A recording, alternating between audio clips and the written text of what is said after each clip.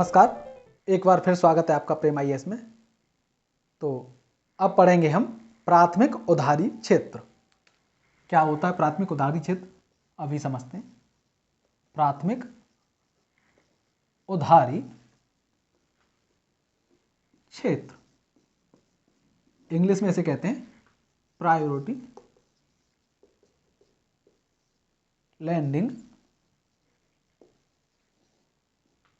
Sector, short form PLS।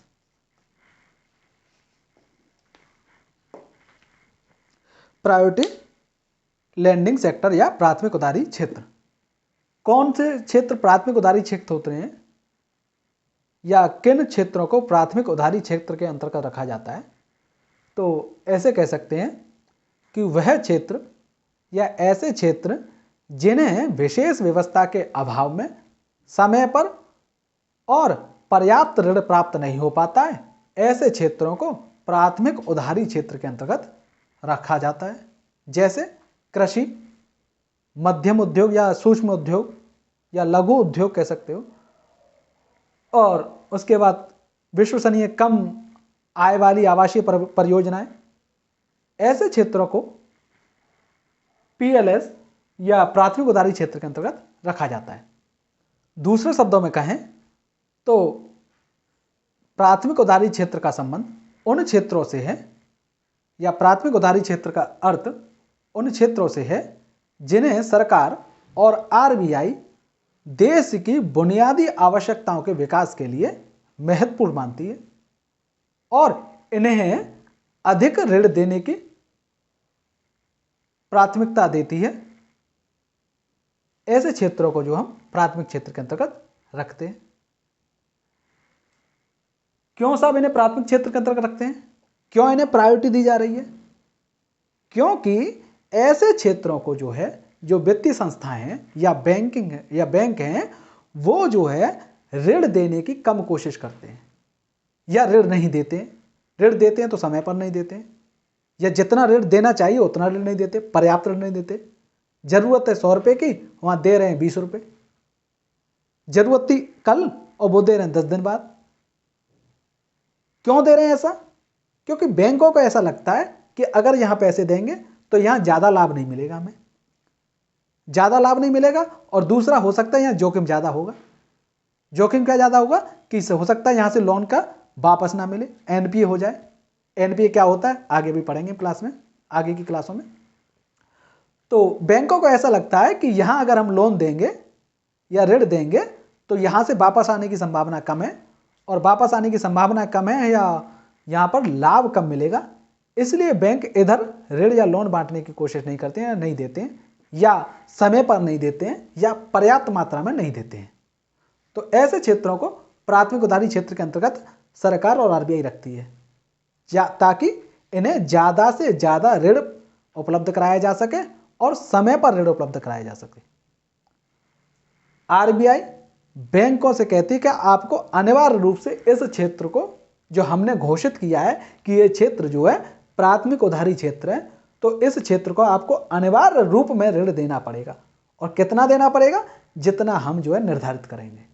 RBI कुछ प्रतिशत निर्धारित करती है कि आपको इतने प्रतिशत अपना जो कुल जो ऋण देने की क्षमता है या कुल ऋण है, उस कुल ऋण का इतना प्रतिशत हिस्सा जो है इस प्राथमिक उधारी क्षेत्र को देना पड़ेगा।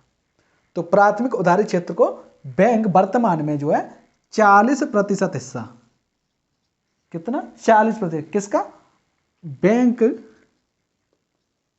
के कुल ऋण का, कुल ऋण का। बैंक अपने कुल ऋण का 40% हिस्सा इस प्राथमिक उधारी क्षेत्र को प्रदान करेंगे अनिवार्य रूप में, ऐसा RBI ने कहा है। किनको? बैंकों को। और कौन से प्राथमिक उधारी क्षेत्र होते हैं? आपको बताया अभी हमने कि ऐसे क्षेत्र जिन्हें समय पर, या ऐसे क्षेत्र जिन्हें विशेष व्यवस्था के अभाव में समय पर और पर्याप्त ऋण प्राप्त नहीं हो पाता है, जैसे कृषि, सूक्ष्म एवं मध्यम उद्योग या लघु उद्योग, कम आय वाली आवासीय परियोजनाएं, ऐसे कुछ क्षेत्र हो सकते हैं। वही हमने बताया कि प्राथमिक उधारी क्षेत्र का अर्थ उन क्षेत्रों से या संबंध उन क्षेत्रों से है जिन्हें सरकार और आरबीआई देश की बुनियादी आवश्यकताओं के विकास के लिए आवश्यक मानते हैं और उन्हें अधिक ऋण उपलब्ध कराने के आवश्यकता महसूस समझते हैं। ऐसे क्षेत्रों को जो है प्राथमिक उधारी क्षेत्र कहते हैं। इस प्राथमिक उधारी क्षेत्र के अंतर्गत जो 40% हिस्सा बैंक के कुल ऋण का देना पड़ेगा, आरबीआई के ऐसे निर्देश हैं, और उसमें भी 18%, वर्तमान में ये 18% चेंज हो सकता है, बदलता रहता हो, ठीक है। तो 18% हिस्सा कृषि क्षेत्र को अनिवार्य रूप में देना है। कृषि क्षेत्र को अनिवार्य रूप में देना 18% हिस्सा अपने कुल ऋण का, आरबीआई ने ऐसे निर्देश दिए हैं। तो ये हो गया प्राथमिक उधारी क्षेत्र, ठीक है साहब। और जो ये ऋण देंगे इस प्राथमिक उधारी क्षेत्र को ये बैंक, तो आरबीआई ने स्पष्ट भाषा में कह रखा है इस पीएलएस के तहत कि आप जो बैंक ऋण देंगे वो अपने सामान्य जो ऋण देते हैं उसमें से देना है, ना कि अपने सीएसआर में से। सीएसआर क्या होता है? कॉर्पोरेट सोशल रेस्पॉन्सिबिलिटी, अर्थात कॉर्पोरेट सामाजिक उत्तरदायित्व। हर एक कंपनी को जो रजिस्टर्ड हैं कुछ हिस्सा जो है सामाजिक उत्तरदायित्व के रूप में खर्च करना होता है। तो ऐसे ही बैंकों को भी खर्च करना होता है सामाजिक उत्तरदायित्व के रूप में। तो आरबीआई कहती है कि आप जो ये ऋण देंगे उस सामाजिक उत्तरदायित्व में से नहीं देंगे, अर्थात सीएसआर के तहत नहीं देंगे, इन्हें अपने सामान्य जो ऋण देते हो उसमें से दोगे। किसको? प्राथमिक उधारी क्षेत्र को। प्राथमिक उधारी क्षेत्र ऐसे क्षेत्र जिन्हें जो है समय पर या विशेष व्यवस्था के अभाव में, या ये जो बैंक जो है ऋण देना पसंद नहीं करती है, दूर से मना कर नहीं देंगे, ऐसे जो क्षेत्र हैं उनको प्राथमिक उधारी क्षेत्र के अंतर्गत रखता है, ठीक है। अब कुछ बैंक हरामी भी होते हैं, कितना भी दबाव लगा लो, कितना भी जो है आरबीआई दबाव लगा ले, फिर भी वो जो है नहीं बांट पाते लोन, इस क्षेत्र को नहीं दे पाते लोन, या देने की जो मंशा नहीं रखते हैं। तो आरबीआई ने फिर आगे चलकर वर्ष 2016 में इसकी भी एक जुगाड़ निकाली। उस जुगाड़ में क्या किया, आरबीआई ने एक समिति गठित की थी, उस समिति ने कुछ सिफारिश की। उस सिफारिश के तहत आरबीआई ने लागू किया प्राथमिक उधारी क्षेत्र प्रमाण पत्र। ये क्या चीज़ है? नई वाला। इसमें एक बात और सुन लो कि वर्ष 2020 में स्टार्टअप को भी प्राथमिक उधारी क्षेत्र घोषित कर दिया गया आरबीआई के द्वारा। ये स्टार्टअप को क्यों किया? क्योंकि स्टार्टअप क्या होते हैं? नए नए लोग होते हैं जिनके आगे पास जो है नए आइडिया होते हैं, परंतु उनके पास पूंजी पर्याप्त नहीं होती है। आप हो सकते हैं, कोई दूसरा आपके पड़ोस में बैठा हो सकता है, आपका दोस्त हो सकता है, आपके पास आइडिया तो है कि मैं ये कर सकता हूँ, मैं एक इतनी बड़ी जो है ये प्रोडक्ट बना सकता हूँ, कोई ये उत्पाद बना सकता हूँ, परंतु मुझे पैसा मिल जाए तब बना पाऊँगा। मैं एक कंपनी खड़ी कर सकता हूँ, मेरे पास ये आइडिया, ये जो मैं उत्पाद बनाऊँगा किसी और ने नहीं बनाया है, मेरे जो उत्पाद है किसी और ने अभी तक नहीं बनाया है, और इससे बहुत लोगों को लाभ मिलेगा, और जब मैं इसे मार्केट में उतारूँगा तो ये धड़ाधड़ बिकेगा।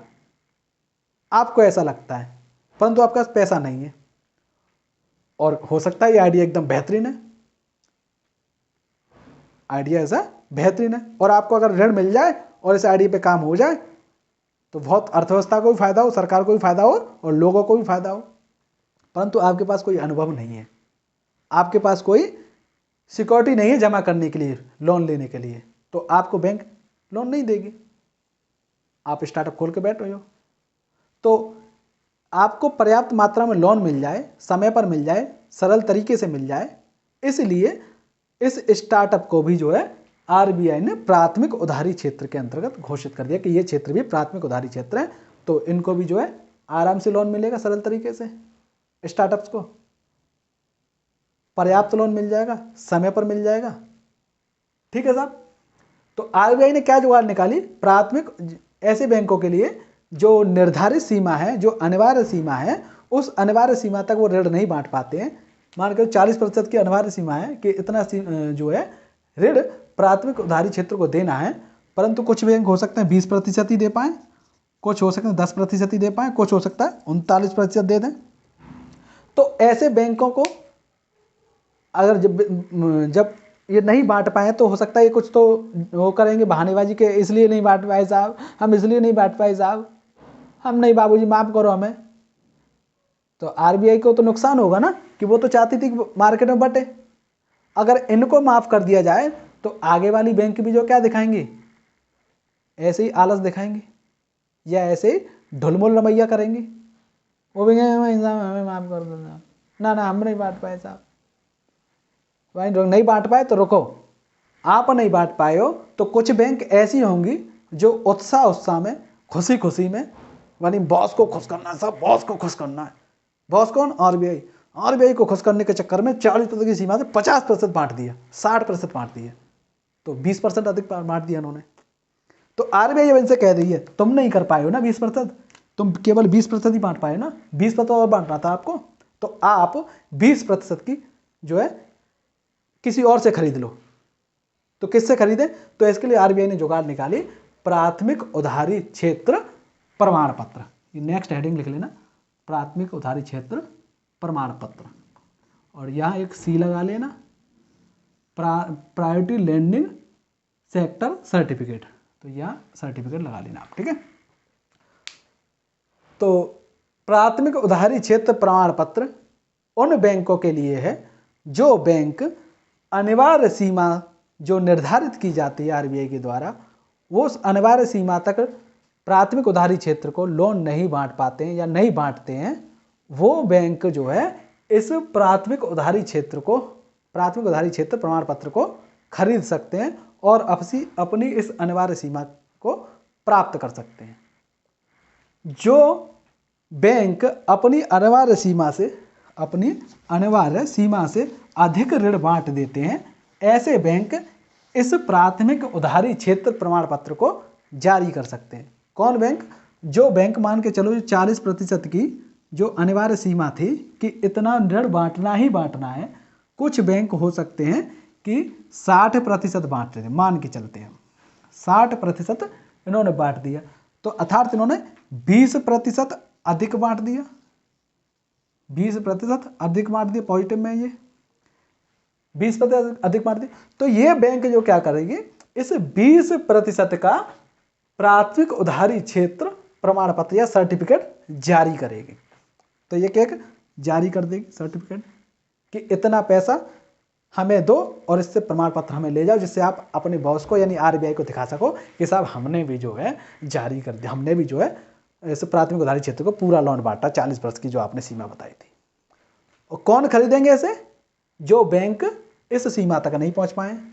मान लो कोई बैंक हो सकता है 20% ही बांट पाया हो लोन, या 20% ही बांटने में उसने रुचि दिखाई हो, तो ऐसे बैंक इस प्रमाण पत्र को खरीद सकते हैं। 20% का ये जारी करेगा और ये 20% जारी खरीदेगा। कोई हो सकता है 5% जारी करे, 5% की किसी को आवश्यकता हो वो खरीदेगा, ठीक है ना। तो ये जो प्रमाण पत्र जारी किया जाएगा वो शुरुआत में कम से कम 25 लाख का जारी कर सकते हैं, 25 लाख का जारी कर सकते हैं, और इसके ऊपर जारी करना होगा तो 25 लाख के गुणज में जारी करेगा, 25 लाख के गुणज में जारी कर सकते हैं। यानी कि 25 लाख का गुणज 50 लाख, फिर 75 लाख, फिर 100 लाख, जो भी बनता है 100 लाख का वो मान लो, मुझे नहीं ऐसे बैठे हैं ये क्या पूछ लिया। तो 25 लाख, 50 लाख, 75 लाख इस तरीके से जारी कर सकते हैं 25 लाख के गुणज में, ठीक है साहब। तो आपको उम्मीद करता हूँ ये बात समझ में आई होगी, और ये लोग खरीद सकते हैं जो कम बांट पाए हैं। तो इस प्रकार जो है इन्हें पता है कि अब ये रुचि जो पहले ये कम दिखा रहे थे बांटने में, साहब हम तो नहीं बांट पाए, इतना माफ़ कर दो हमें, अब इन्हें ये खरीदना पड़ेगा प्रमाण पत्र, और ये जारी कर रहे हैं ज़्यादा बांट चुके हैं। तो अब ये जबरदस्त, अब क्या करेंगे, ये अपने आप ही क्या करेंगे, लोन मार्केट में बांटेंगे।